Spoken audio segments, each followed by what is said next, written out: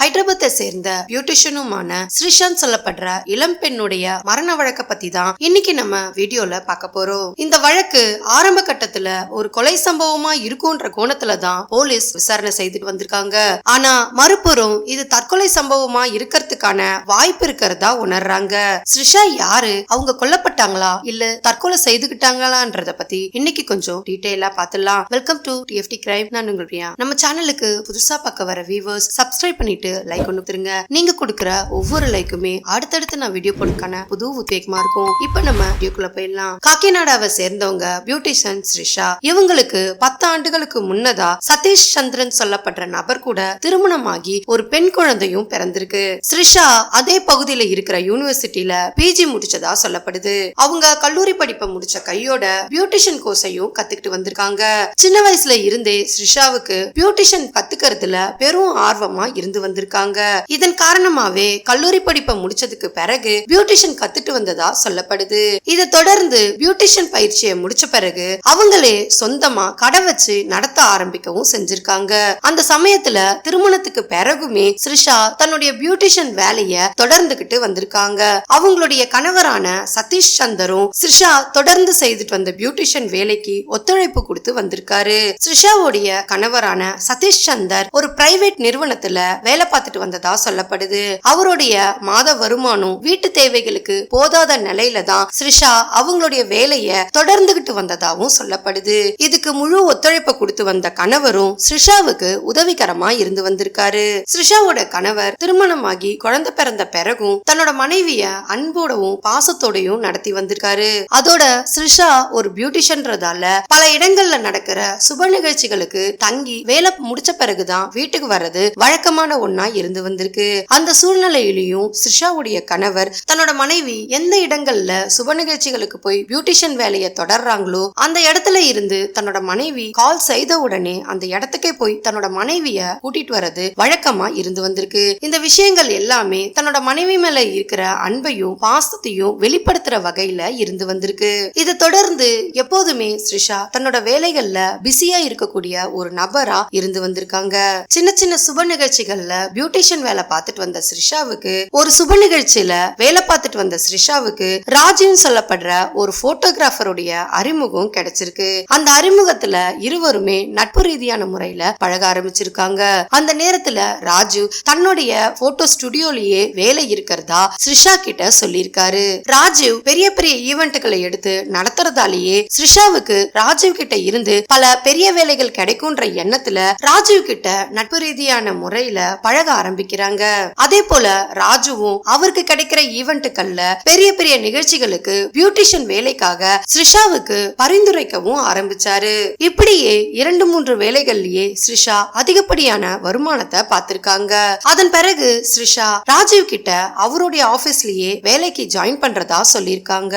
ராஜீவும் ஸ்ரிஷா கிட்ட தனக்கு 2 ஆபீஸ் இருக்கிறதாவும் ஒன்னு ஹைதராபாத்லயும் மற்றொன்னு பெங்களூர்ல இருக்கிறதாவும் ஸ்ரிஷா கிட்ட சொல்லிருக்காரு. ஹைதராபாத்ல இருக்கிற ஆபீஸ்ல ஜாயின் பண்ணிக்க சொல்லி ஸ்ரிஷா கிட்ட சொல்லிருக்காரு. அவர் சொன்னபடியே ஸ்ரிஷாவும் ஹைதராபாத்ல ராஜீவோட ஆபீஸ்ல ஜாயின் பண்றாங்க. அப்படி ஜாயின் பண்ண கொஞ்ச நாட்கள்லயே ராஜுவும் ஸ்ரிஷாவும் ஒரே ஈவென்ட்டுகளை எடுத்து செய்ய ஆரம்பிச்சாங்க. அதற்கு முன்னதா தனித்தனி ஈவென்ட்டுகளை செய்துட்டு வந்த இருவரும் பழகிட்டு வந்த கொஞ்ச நாட்கள்லயே இருவரும் சேர்ந்து ஒரே ஈவென்ட்டுகளை நடத்த ஆரம்பிச்சாங்க. நாளுக்கு நாள் ராஜுவோடைய ஆபீஸ்ல ஸ்ரிஷாவுடைய ஆதிக்கம் அதிகமாகிட்டே இருந்த நிலையில தான் அந்த சமயம் ராஜீவும் ஸ்ரிஷாவுக்கு ப்ரமோஷன் கொடுத்து கௌரவப்படுத்திருக்காரு. இந்த சமயத்துல தான் ஸ்ரிஷாவுக்கும் ராஜீவுக்கும் இடையே திருமணம் தாண்டிய உறவு தொடர்பு ஏற்பட ஆரம்பிக்குது. நட்பு ரீதியா பழகிட்டு வந்த இவங்களுடைய தொடர்பு ஸ்ரிஷாவுடைய ப்ரமோஷனுக்கு பிறகு ஸ்ரிஷாவுக்கும் ராஜீவுக்கும் அதிகப்படியான நெருக்கம் ஏற்பட ஆரம்பிச்சிருக்கு. இதை தொடர்ந்து ராஜீவ் எடுத்து நடத்திட்டு வர ஈவென்ட்டுகள் அனைத்திலுமே ஸ்ரிஷா மட்டும் தான் பங்கேற்கக்கூடிய நிலை ஏற்பட ஆரம்பிச்சது. இதனால ராஜீவோடைய ஆபீஸ்லயும் சில பிரச்சனைகள் வந்ததா சொல்லப்படுது. இந்த சூழல்ல தான் பெங்களூர்ல இருக்கிற மற்றொரு பிரான்ச்ல இருந்து தேஜஸ்ரீன்னு சொல்லப்படுற பெண் ஹைதராபாத்ல இருக்கிற ராஜீவோடைய ஆபீஸ்க்கு வந்திருக்காங்க. அப்படி வந்தவங்க ராஜீவ் கிட்ட தொடர் பிரச்சனைகளை செய்து வந்ததா சொல்லப்படுது. பெங்களூர்ல இருக்கிற ராஜீவோடைய ஆபீஸ்க்கு தேஜஸ்ரீ தான் ஹெச்ஆரா இருக்கிறதா சொல்லப்படுது. ஒரு முறை தேஜஸ்ரீக்கும் ராஜீவுக்கும் ஆபீஸ்லயே பிரச்சனைகள் நடந்ததா சொல்லப்படுது. அதுக்கான காரணம் ராஜு மற்றொரு புறத்துல பெங்களூர்ல இருக்கிற தேஜஸ்ரீயவும் காதலிச்சுட்டு வந்ததா சொல்லப்படுது. அப்படி தேஜஸ்ரீய காதலிச்சுட்டு வந்த ராஜு மறுபுறம் ஸ்ரிஷாவையும் காதலிச்சுட்டு வந்திருக்காரு. ஒருவருக்கு ஒருவர் தெரியாம ராஜு இருவரையுமே ஒரே நேரத்துல காதலிச்சுட்டு வந்ததா சொல்லப்படுது. இத தெரிஞ்சுக்கிட்ட தேஜஸ்ரீ ராஜு கிட்ட தொடர் பிரச்சனைகளை செய்து வந்திருக்காங்க. அதோட ராஜுவ நேர்ல சந்திச்சு பேசணுன்றதுக்காகவே பெங்களூர்ல இருந்து ஹைதராபாத்ல இருக்கிற ஆபீஸ்க்கு வந்து பேசியிருக்காங்க. இந்த விஷயங்கள் எல்லாம் ஸ்ரிஷாவுக்கு தெரிய வரவே அதிர்ச்சி அடைஞ்சதோட ராஜு கிட்ட பிரச்சனைகளும் செய்து வந்திருக்காங்க. அதோட தேஜஸ்ரீக்கு ஸ்ரிஷாவுக்கும் பிரச்சனைகள் ஏற்பட்டதா சொல்லப்படுது. இருவரும் ராஜுவை திருமணம் செஞ்சுக்கணும்ன்றதுக்காக இருவருக்குள்ளயும் தொடர் பிரச்சனைகளும் நடந்து வந்திருக்கு. அந்த சமயத்துல தேஜஸ்ரீ ஸ்ரிஷாவை கொலை மிரட்டல் விட்டதாகவும் சொல்லப்படுது. அந்த சமயத்துல ராஜு ஸ்ரிஷாவை விட்டு எப்படியாவது விலகணும்னு நினைக்கிறாரு. அதுக்கான காரணம் ஸ்ரிஷாவுக்கு ஏற்கனவே திருமணமாகி குழந்தை இருக்குன்றதாலேயே ஸ்ரிஷாவை விட்டு விலகி தேஜஸ்ரீய திருமணம் செஞ்சுக்கணும்னு நினைச்சிருக்காரு. ஏற்கனவே ஸ்ரிஷாவுக்கு திருமணம் ஆகி குழந்தை இருக்குன்ற விஷயம் ராஜுவுக்கு தெரிஞ்சிருந்தாலும் ஸ்ரிஷாவை தவறான முறையில பயன்படுத்தினாலும் தன்னோட வாழ்க்கைக்கு எந்த விதமான பிரச்சனைகளும் வராதுன்ற எண்ணத்துலதான் ராஜு ஸ்ரிஷாவை திருமணமான விஷயம் தெரிஞ்சும் பயன்படுத்திருக்காரு. ராஜுவோடைய குணம் தெரியாத ஸ்ரிஷாவும் தொடர்ந்து ராஜுவை காதலிக்க ஆரம்பிச்சிருக்காங்க. இந்த சூழல்ல தான் ஜூன் 12, 2017 அன்னைக்கு இரவு 10:30 மணி அளவுல ஸ்ரிஷா அவங்களுடைய கணவருக்கு கால் பண்ணிருக்காங்க. அப்படி கால் பண்ணவங்க ஈவென்ட்ல அதிகப்படியான வேலை இருக்கிறதால இரவு வீட்டுக்கு வரத்துக்கு நேரம் ஆகும்னு தெரிவிச்சிருக்காங்க. அதோட அவங்க இருந்த லொகேஷனையும் தன்னோட கணவருக்கு ஷேர் பண்ணிருக்காங்க.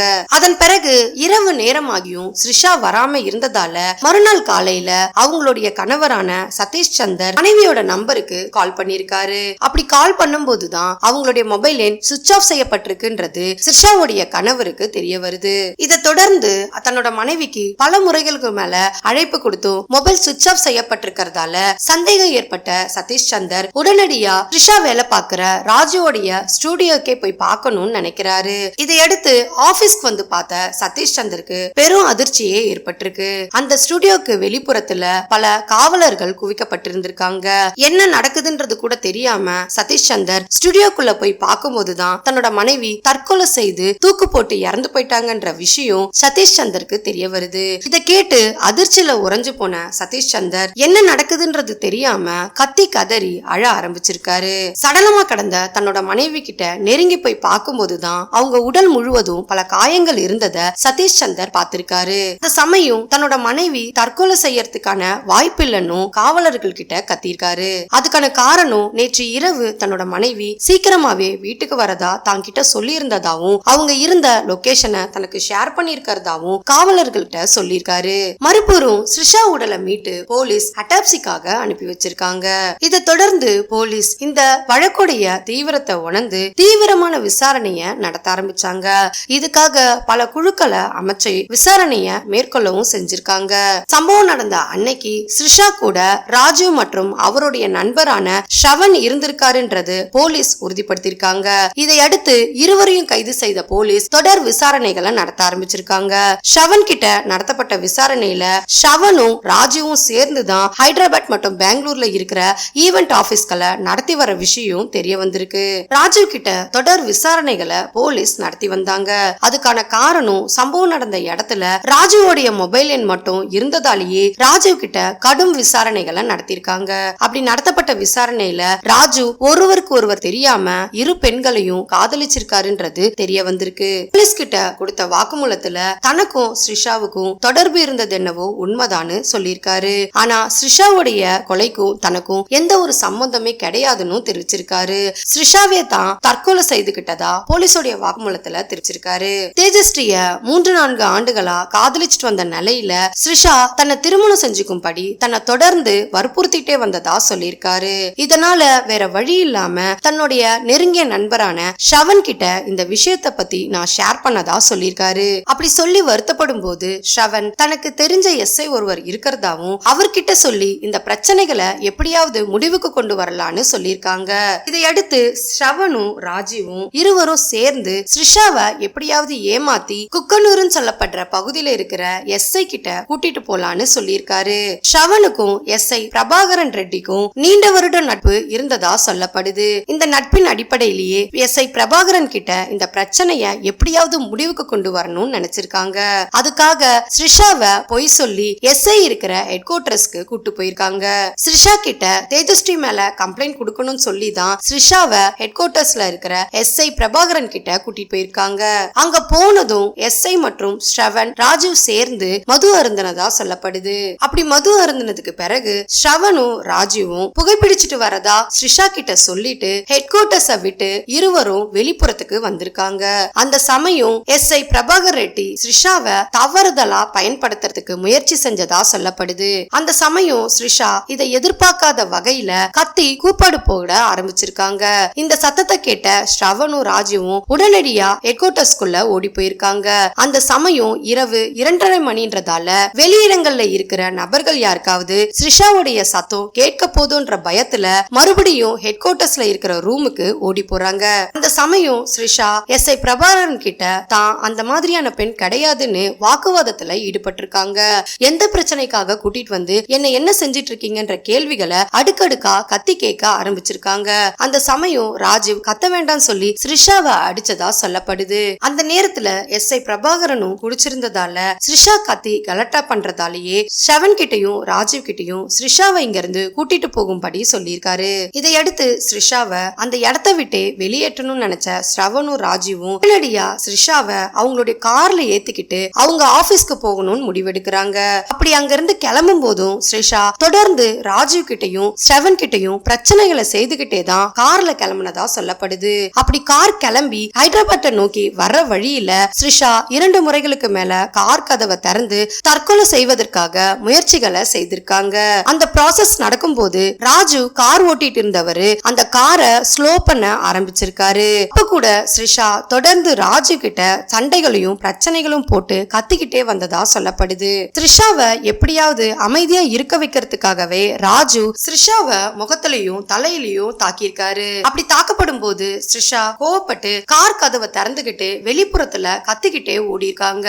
அந்த சமயம் ராஜு ஓடி போன ஸ்ரிஷாவை பிடிக்கிறதுக்காக பின்தொடர்ந்து ஓடி இருக்காரு. அந்த சமயம் ஸ்ரிஷாவுடைய முடி அவர் கையில மாட்டினதால ஸ்ரிஷா முடிய பிடிச்சு இழுத்துட்டு வந்து கார்ல கொண்டு வந்து போட்டதா சொல்லப்படுது. இதையடுத்து அந்த பகுதியை விட்டு அவசரமா கிளம்பின ராஜு கார் எடுத்துக்கிட்டு தன்னோட ஆபீஸ் அபார்ட்மெண்ட்ல கொண்டு போய் நிறுத்திருக்காரு. அந்த சமயம் எஸ்ஐ பிரபாகர் ரெட்டியும் ராஜுவுக்கு கால் செய்ததா சொல்லப்படுது. கார் நிறுத்தினதுக்கு பிறகு காருக்குள்ள இருந்த ஸ்ரிஷா அந்த காரை விட்டு வெளியாகி ஆபீஸ்க்குள்ள நுழைஞ்சிருக்காங்க. அப்படி நுழைஞ்சவங்க ஆபீஸ்க்குள்ள போய் தூக்கு போட்டுக்கிட்டதா சொல்லப்படுது. மறுபுறம் ராஜு ஸ்ரவன் கூட இருந்ததால ஸ்ரவன் அனுப்பி வைக்கிறதுக்காக கால் டாக்ஸி ஒன்ன புக் பண்றதுக்காக ஆபீஸ்க்கு கீழேயே நின்னுட்டு இருந்திருக்காரு. கால் டாக்ஸி புக் செய்து ஸ்ரவனை அனுப்புனதுக்கு பிறகு கீழே இருந்து ஸ்டுடியோக்கு போய் பார்த்திருக்காரு ராஜீவ். அப்படி போகும்போது ஆபீஸோடைய கதவு திறக்கப்படாத நிலையில இருந்ததால சந்தேகம் ஏற்பட்டு ராஜு ஆபீஸ் கதவை உடைச்சிருக்காரு. அப்படி கதவை உடைச்சுக்கிட்டு உள்ள போய் பார்க்கும்போதுதான் ஸ்ரிஷா தூக்கு போட்டு இறந்து போயிருக்காங்கன்றது தெரிய வருது. உடனடியா ஸ்ரவனுக்கு கால் பண்றாரு ராஜீவ். பாதி வழியில போயிட்டு இருந்த ஸ்ரவன் உடனே ராஜுவோடைய ஆபீஸ்க்கு அதே கார்ல திரும்பி இருக்காரு. அந்த சமயம் எப்படியாவது ஸ்ரிஷாவை காப்பாத்தணும்ன்றதுக்காக தூக்குல தொங்கப்பட்டிருந்த ஸ்ரிஷாவை எப்படியாவது காப்பாத்தணும்ன்றதுக்காக கத்திய கொண்டு வந்து ஸ்ரிஷா தொங்கிட்டு இருந்த துணிய கட் பண்ணிருக்காரு. அப்படி கட் பண்ணதும் ஸ்ரிஷாவை அங்க இருந்த சோஃபால படுக்க வச்சு தட்டி எழுப்பதுக்கு முயற்சி செஞ்சிருக்காரு. அதே சமயம் ஆம்புலன்ஸ்க்கும் போலீஸ்க்கும் தகவலை சொல்லிருக்காரு. ஆம்புலன்ஸ் அங்க வரத்துக்குள்ளவே ஸ்ரவன் ராஜுவோடைய ஆபீஸ்க்கு வந்துடுறாரு. ஆம்புலன்ஸ் அங்க வந்ததும் ஸ்ரிஷாவுடைய உடலை ஆம்புலன்ஸ்ல ஏத்தி அப்போலோ மருத்துவமனையில கொண்டு போய் சேர்த்திருக்காங்க. அங்க ஸ்ரிஷாவை பரிசோதனை பண்ண டாக்டர் அவங்க ஏற்கனவே இறந்துட்டாங்கன்றத உறுதிப்படுத்திருக்காங்க. அந்த சமயம் ஸ்ரிஷாவுடைய கணவரும் அந்த இடத்துல இருந்ததால பிரச்சனைகள் ஏற்பட்டதா சொல்லப்படுது. ஸ்ரிஷா இறந்து போயிட்டாங்கன்றத எஸ்ஐ பிரபாகரனுக்கு தெரிய வந்திருக்கு. அந்த சமயமே பிரபாகரோ தன்னைத்தானே சுட்டு தற்கொலை செய்து இறந்து போயிடுறாரு. பிரபாகர் இறந்து போனதுக்கு பிறகு இந்த வழக்கு பல குழப்பங்களை ஏற்படுத்துச்சு. இறுதியா எஸ்ஐ பிரபாகரன் ஸ்ரிஷா கிட்ட தவறான முறையில நடந்துகிட்டதாலேயே தன்னைத்தானே சுட்டு தற்கொலை செய்துகிட்டது தெரிய வந்திருக்கு. ஸ்ரவன் மற்றும் ராஜுவை அதிரடியா கைது பண்ண போலீஸ் அவங்க கிட்ட தொடர் விசாரணைகளை நடத்தி வர்றாங்க. ஸ்ரிஷாவுடைய கணவரும் அவங்களுடைய குடும்பத்தாரும் ஸ்ரிஷாவுடைய மரணம் திட்டமிட்டு கொலை செய்யப்பட்ட ஒரு மரணம்னு தெரிவிச்சிருக்காங்க. ஆனா போலீஸோ ஸ்ரிஷாவுடைய வழக்க விசாரிச்சதுல பிரபாகரன் எஸ்ஐ தற்கொலை செய்து இறந்துகிட்டது பெரும் குழப்பத்தை ஏற்படுத்தி இருந்தாலும் இறுதியா ஸ்ரிஷா தற்கொலை செய்துதான் இறந்து போயிட்டாங்கன்றத உறுதிப்படுத்திருக்காங்க. அதுக்கான காரணம் ராஜுவே தன்னை கொண்டு போய் எஸ்ஐ பிரபாகரன் கிட்ட தவறான முறையில விட்டதாலேயே மன உளைச்சல் ஏற்பட்டு பியூட்டிஷியன் ஸ்ரிஷா இறந்து போயிட்டாங்கன்றத போலீஸ் செய்தி ஊடகங்கள்ல வெளியிட்டிருக்காங்க. இதை தொடர்ந்து இந்த வழக்கு பல கோணங்கள்ல பல நபர்கள் கிட்ட விசாரிக்கப்பட்டு வரதாவும் தெரிவிச்சிருக்காங்க. முழுமையான விசாரணைக்கு பிறகுதான் மற்ற தகவல்கள் வெளியாகணும் தெரிவிச்சிருக்காங்க. இந்த வழக்க பத்தின கருத்தை மறக்காம கமெண்ட்ல சொல்லுங்க. லைக் பண்ணுங்க, ஷேர் பண்ணுங்க. மறுபடியும் வேற ஒரு கேஸோட உங்களை சந்திக்கிறேன். தேங்க்யூ.